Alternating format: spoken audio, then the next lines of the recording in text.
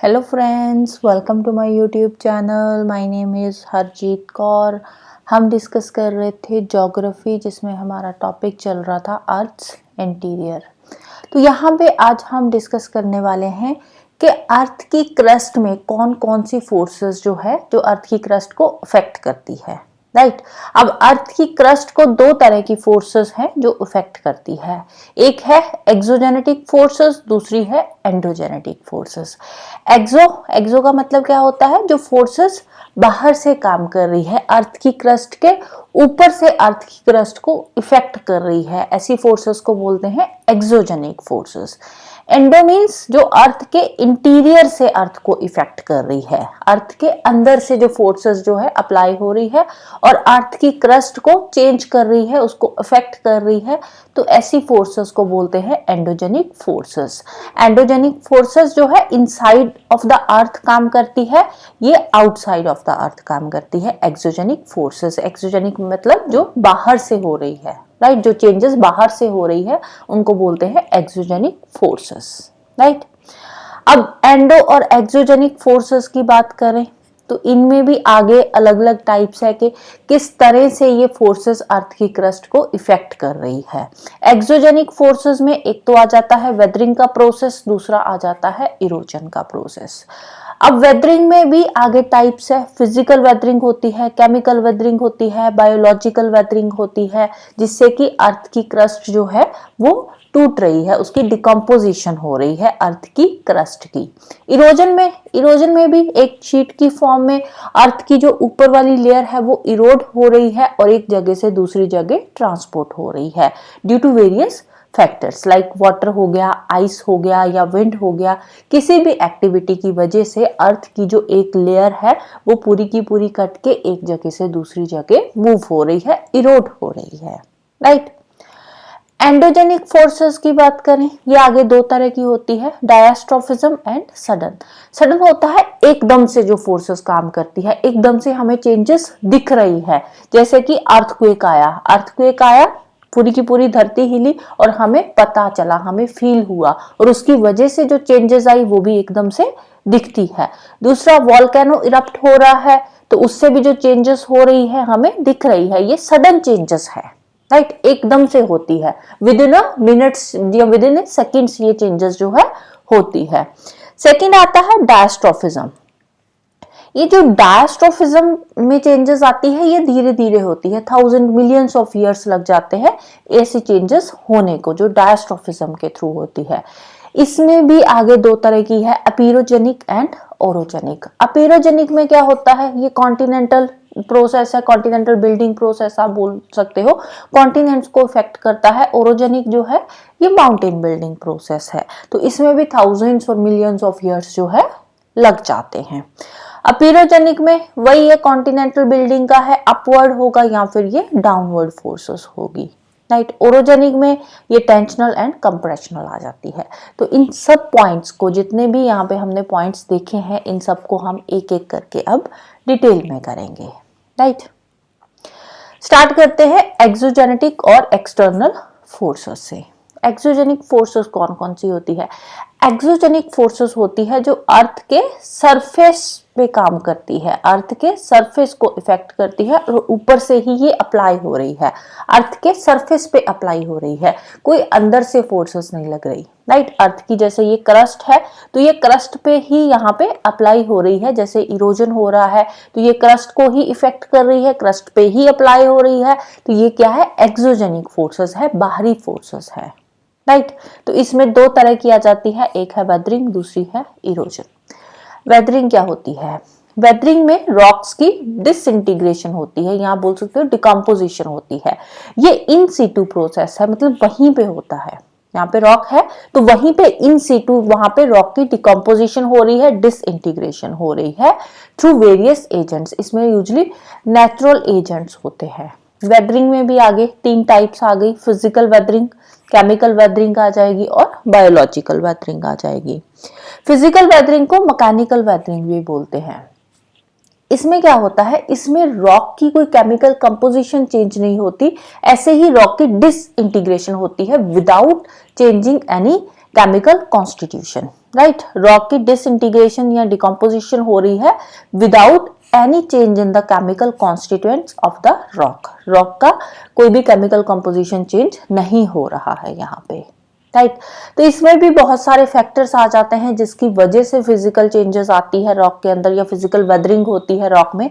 जैसे कि temperature change हो गया, सडनली टेम्परेचर चेंज हुआ तो उसकी वजह से भी जो रॉक है, अब देखो जब गर्मी होती है, टेम्परेचर ज्यादा होता है, तो उस केस में क्या होता है, जो रॉक है, रॉक एक्सपैंड होती है। जैसे ही टेम्परेचर डाउन जाता है तो वहां पे क्या होता है, वहां पे जो रॉक है वो कॉन्ट्रैक्ट हो जाती है। अब देखो बार बार रॉक एक्सपैंड हो रही है, कॉन्ट्रैक्ट हो रही है, एक्सपैंड हो रही है, तो उससे क्या होता है, धीरे धीरे वो जो रॉक है वो टूट जाती है, राइट। तो टेम्परेचर चेंज की वजह से फिजिकल वेदरिंग होती है। Crystallisation of water into ice. अब देखो कोई क्रैक है, छोटा सा भी क्रैक होता है रॉक पे, तो उसमें पानी भर जाता है। जैसे ही वेदर चेंज होगा वो जम जाएगा, आइस बन जाएगी। आइस बन जाएगी तो वो ज्यादा एरिया कवर करेगी। फिर पानी, मौसम चेंज हुआ, गर्मी आई, पानी बन गया, तो वो जो एरिया है उसका फिर कम हो गया। तो इस तरह से क्या है, पानी बन रहा है, आइस बन रहा है, तो आइस और पानी का जो एरिया होता है उसमें फर्क होता है, जिसकी वजह से जो क्रैक्स होते हैं रॉक के अंदर, क्रैक्स धीरे धीरे बढ़ जाते हैं। अब एक टाइम पे इतना क्रैक है, इसमें पानी भर गया, वही पानी जब जम जाएगा तो ये क्रैक जो है ये बड़ा हो जाएगा, इसका जो एरिया है वो बढ़ जाएगा, तो धीरे धीरे ये क्रैक बढ़ता जाता है और जो रॉक है वो टूट जाती है। और प्रेशर रिलीज मैकेनिज्म से भी जो रॉक है उसकी वेदरिंग होती है।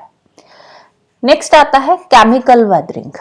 केमिकल वेदरिंग मतलब कि जो रॉक है उसकी केमिकल कंपोजिशन चेंज हो रही है, केमिकल चेंजेस की वजह से जो रॉक है वो डिकम्पोज हो रही है, टूट रही है, डिसइंटीग्रेट हो रही है। तो इसमें भी बहुत सारे केमिकल प्रोसेसेस होते हैं, जैसे कि solution, oxidation, carbonation, hydration, hydrolysis, chelation. तो ये अलग अलग प्रोसेस है केमिकल, जिसकी वजह से केमिकल वेदरिंग होती है। सोल्यूशन में क्या होता है, सोल्यूशन में होता है कई बार जो रॉक है, रॉक किस चीज की बनी होती है, अलग अलग मिनरल्स की बनी होती है। अब उस रॉक के अंदर कुछ मिनरल्स ऐसे होते हैं जो पानी में सॉल्यूबल होते हैं। अब रॉक में कुछ सॉल्यूबल पार्टिकल्स होते हैं। अब कभी कभार क्या होता है, जब वो पानी के टच में आते हैं, सपोज पानी के टच में कैसे आएंगे, जरूरी नहीं कि वहां से कोई रिवर फ्लो कर रही है, रेनफॉल की वजह से भी वो पानी के कांटेक्ट में आते हैं।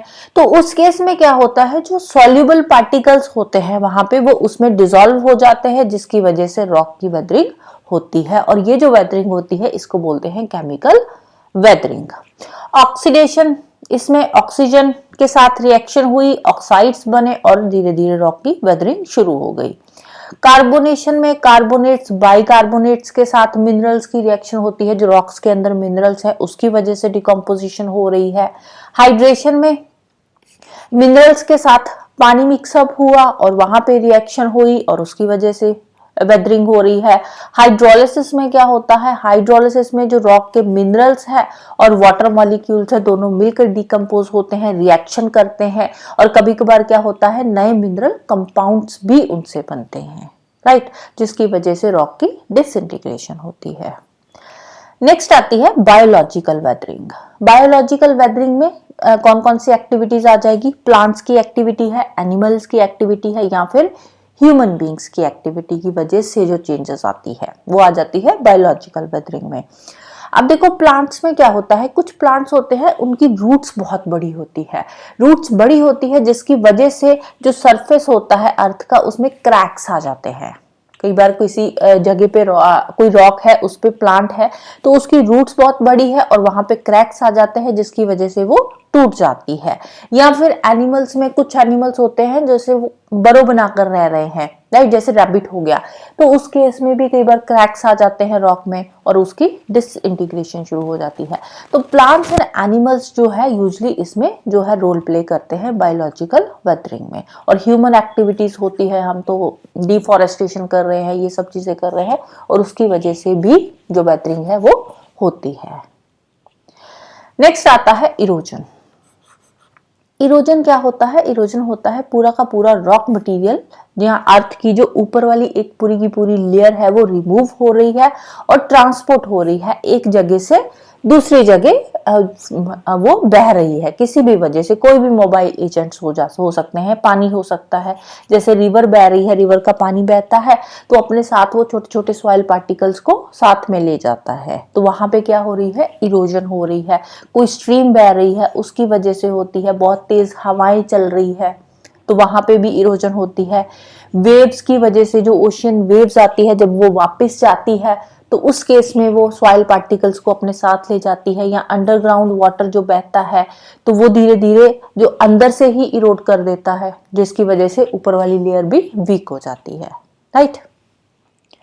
नेक्स्ट आती है एंडोजेनेटिक और इंटरनल फोर्सेस, जो अर्थ के सरफेस के अंदर से काम करती है। Right. Interior of the earth जो ओरिजिनेट होती है, ऐसी फोर्सेस को बोलते हैं एंडोजेनेटिक फोर्सेस या फिर इंटरनल फोर्सेस भी इनको बोला जाता है। और ये जो एंडोजेनिक फोर्सेस होती है या इंटरनल फोर्सेस होती है, ये भी दो तरह की होती है। एक सडन हो गई, एकदम से चेंजेस आई। राइट। सडन एंडोजेनिक फोर्सेस जिसको कैटास्ट्रॉफिक फोर्सेस भी बोलते हैं, तो ये सडन होती है। लेकिन अर्थ के अगर हम अंदर की बात करें, इनसाइड द अर्थ बात करें, तो बहुत टाइम से इसकी ऑलरेडी प्रिपरेशन चल रही होती है। अर्थ के अंदर ऑलरेडी कुछ ना कुछ गड़बड़ चल रही होती है, जिसकी वजह से ये जो सडन फोर्सेस काम करती है, जैसे अर्थक्वेक आ रहा है या वॉल्केनो इरप्ट हो रहा है, तो ये ऑलरेडी बहुत टाइम से इनसाइड ऑफ द अर्थ जो है ये फोर्सेस काम कर रही होती है। तो एकदम सडनली फिर अर्थक्वेक आता है या वॉल्केनो आता है। राइट। अर्थक्वेक, वोल्केनोस जो है ये सडन एंडोजेनिक फोर्सेस की बेस्ट एग्जांपल है। और इनका जो इफेक्ट होता है अर्थ के सरफेस पे या क्रस्ट पे, जो भी इफेक्ट आता है वो क्विक होता है और सडन होता है। विद इन ए सेकेंड्स बहुत सारी चेंजेस आ जाती है अर्थ के सरफेस पे ड्यू टू सडन एंडोजेनिक या फिर कैटास्ट्रॉफिक फोर्सेस। फिर सेकेंड आती है स्लो और ग्रेजुअल एंडोजेनिक फोर्सेस या फिर डायस्ट्रॉफिक फोर्सेस भी इनको बोलते हैं। अब इसमें क्या होता है, ये जो डायस्ट्रॉफिक फोर्सेस होती है ये वर्टिकल एंड हॉरिजॉन्टल मूवमेंट होती है इसमें। राइट। इसमें जो अर्थ के सरफेस पे वर्टिकल मूवमेंट होगी या फिर हॉरिजॉन्टल मूवमेंट होगी, जिसकी वजह से क्या होता है, अब देखो अर्थ के अंदर से ये फोर्सेस काम कर रही है, धीरे धीरे धीरे धीरे स्लोली काम कर रही है।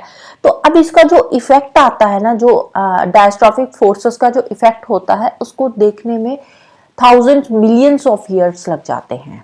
अब ऐसे नहीं कि 10, 20 या 100 साल में हमें पता चल जाएगा कि यहाँ पे कुछ हुआ है, ऐसा नहीं होता। इसमें बहुत टाइम लगता है इनको नोटिस करने में। लेकिन ये धीरे धीरे अर्थ के अंदर से काम कर रही है। जैसे कि माउंटेन बिल्डिंग का जो एक्टिविटी होती है, माउंटेन कोई बन रही है, ऐसे तो है नहीं कि रातों रात कोई माउंटेन बन गई या फिर 5-10 साल में माउंटेन बन गई, ऐसा नहीं होता। जो माउंटेन बिल्डिंग का प्रोसेस होता है बहुत स्लो होता है, लेकिन वो काम करता है डीप इनसाइड द अर्थ। अर्थ के अंदर से कोई एक्टिविटी काम कर रही होती है, जिसकी वजह से धीरे धीरे चेंजेस आती है और माउंटेन जो है वो बन जाती है पूरी की पूरी, या कॉन्टिनेंट बिल्डिंग का प्रोसेस हो गया। तो ये सारी क्या होती है, ये डायस्ट्रॉफिक फोर्सेस होती है। राइट।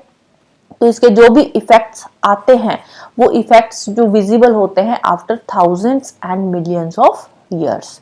ये जो फोर्सेस होती है यूजुअली कंस्ट्रक्टिव फोर्सेस होती है, इसमें कुछ ना कुछ नया बन रहा होता है, जैसे माउंटेन बिल्डिंग, प्लेट्यूज, प्लेन्स बन रहे हैं, या फिर टेक्टोनिक कोई लेक बन गई है या कोई बहुत बड़ा फॉल्ट बन गया है। तो यहाँ पे ये एक तरह से कंस्ट्रक्टिव फोर्सेस होती है। राइट। तो इसके भी आगे दो ग्रुप्स में इनको डिवाइड किया गया है, एक है एपिरोजेनिक फोर्सेस, दूसरी है ओरोजेनिक फोर्सेस। क्या है ये अपीरो एंड ओरोजेनिक?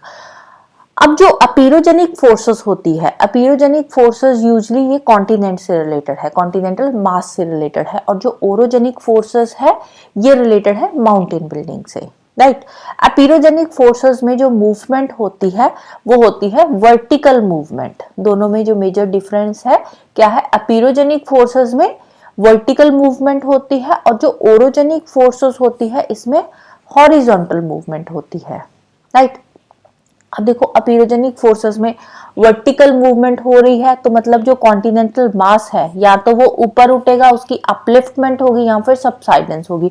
अपलिफ्टमेंट एंड सबसाइडेंस होती है यहाँ पे कॉन्टिनेंटल मास की, क्योंकि यहाँ पे वर्टिकल मूवमेंट हो रही है, अपवर्ड मूवमेंट हो रही है, राइट। तो एक जो कॉन्टिनेंट है उसका बहुत बड़ा पार्ट जो है यहाँ पे इफेक्ट हो रहा है, यहाँ पे एरिया भी ज्यादा आ जाता है। अपीरोजेनिक फोर्सेस जो है ये लार्जर एरिया को इफेक्ट करती है, जो ओरोजेनिक फोर्सेस है ये कंपैरेटिवली स्मॉलर एरियाज को इफेक्ट करती है, राइट। तो यहाँ पे हम देखेंगे कॉन्टिनेंट का एक बहुत बड़ा पार्ट होता है जो इफेक्ट होता है ड्यू टू अपीरोजेनिक फोर्सेस। अब जो अपीरोजेनिक फोर्सेस हैं इसमें भी आगे दो टाइप्स आ गई, अपवर्ड एंड डाउनवर्ड। क्योंकि जो फोर्स यहाँ पे काम कर रही है या तो उसकी वर्टिकल मूवमेंट हो रही है, वर्टिकल में या तो अपवर्ड मूवमेंट होगी या फिर डाउनवर्ड मूवमेंट होगी, वर्टिकल में दो तरह की ही होगी। सेकेंड आती है ओरोजेनिक फोर्सेस। ओरोजेनिक फोर्सेस, इसमें जो मूवमेंट हो रही है ये हॉरिजॉन्टल मूवमेंट हो रही है, जिसकी वजह से जो ओरोजेनिक फोर्सेस है इनको टेंजेंशियल फोर्सेस भी बोलते हैं। अब जो ओरोजेनिक फोर्सेस है ये दो तरह से काम करती है। कैसे दो तरह से? एक तो ऑपोजिट डायरेक्शन में, जो फोर्स है वो ऑपोजिट डायरेक्शन में काम कर रही है, राइट, ऑपोजिट डायरेक्शन में फोर्स लग रही है। दूसरा है टुवर्ड्स ईच अदर, एक दूसरे की तरफ जो फोर्स है वो काम कर रही है। तो ये दो तरह की फोर्सेस होती है। जो ऑपोजिट डायरेक्शन में फोर्सेस काम कर रही है उसको बोलते हैं टेंशनल फोर्सेस। हमने पढ़ा था ना स्टार्टिंग में जो टेबल था उसमें हमने पढ़ा था tensional and compressional forces. Tensional forces होती है जो ऑपोजिट डायरेक्शन में काम करती है, राइट। अब देखो ऑपोजिट डायरेक्शन में, यहाँ पे आप पेपर की एग्जांपल भी ले सकते हो। कोई पेपर हमने लिया, अब इसकी ऑपोजिट डायरेक्शन में फोर्स लगा रहे हैं तो क्या होगा? पेपर फट जाएगा, फॉल्टिंग होगी, क्रैकिंग होगी या फिर फ्रैक्चर होगा, right. Tensional force opposite direction में काम कर रही है तो यहाँ पे कोई फॉल्ट बन सकता है, क्रैक आ सकता है सरफेस पे, क्रस्ट पे, या फिर कोई फ्रैक्चर हो सकता है। ये जो टेंशनल फोर्स है इनको डाइवर्जेंट फोर्सेस भी बोलते हैं। ऑपोजिट डायरेक्शन में काम कर रही है, डाइवर्जेंट फोर्सेस भी इनको बोला जाता है। सेकेंड आती है टुवर्ड्स ईच अदर, एक दूसरे की तरफ काम कर रही है, राइट। तो इनको क्या बोलते हैं? Compressional forces. कौन सी फोर्सेस हैं ये? कंप्रेशनल फोर्सेस या फिर कन्वर्जेंट फोर्सेस बोलते हैं। सेम एग्जांपल यहाँ पे हम लेते हैं पेपर का। ये हमने एक पेपर लिया, अब यहाँ पे एक दूसरे की तरफ टुवर्ड्स ईच अदर हमने फोर्स लगाई। अब पेपर को दोनों तरफ से यहाँ पे अगर हम पकड़ेंगे, पकड़ के इसको दोनों तरफ से इसके फोर्स लगाएंगे तो क्या होगा? पेपर जो है उसकी कैसी शेप बन जाएगी? कुछ इस तरह की शेप बन जाएगी। तो सरफेस पे भी सेम हो रहा है, अगर टुवर्ड्स ईच अदर फोर्स लग रही है तो कुछ इस तरह की शेप बन रही है। तो यहाँ पे जो ऊपर उठा हुआ पार्ट है इसको क्या बोलते हैं? इसको बोलते हैं एंटीक्लाइन। और ये जो नीचे वाला पार्ट है इसको बोलते हैं सिंक्लाइन, राइट। एंटीक्लाइन और सिंक्लाइन बनती है ड्यू टू कंप्रेशनल फोर्सेस और कन्वर्जेंट फोर्सेस। तो इसकी वजह से फोर्स बनते हैं, वार्पिंग होती है, right. So that's all for today. Hope you like this video. Thank you, bye bye, have a nice day.